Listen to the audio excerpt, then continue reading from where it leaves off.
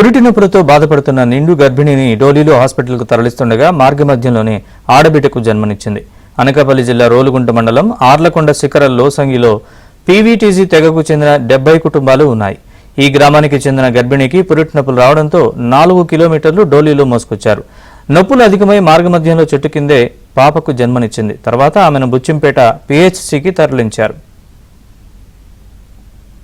వీళ్ళు ఇప్పుడు హాస్పిటల్కి డెలివరీ అయ్యారని అక్కడ బుక్కుల్లో అన్నింటిలో రాసుకుంటారు ఫ్రెండ్స్. అంబులెన్స్ లేట్ అవడం వల్ల మధ్యదారిలోనే డెలివరీ అయిపోయారు. చూడండి, ఇప్పుడు అంబులెన్స్ వాళ్ళు వచ్చారు. చూడండి, మేము 7 గంటలకు వస్తే వీళ్ళు 9 గంటలకు వచ్చారు. ఇంకో మధ్యదారిలోనే మాకు డెలివరీ అయిపోయారు. ఇదిగో మరి చెట్టుకే డెలివరీ అయిపోయారు.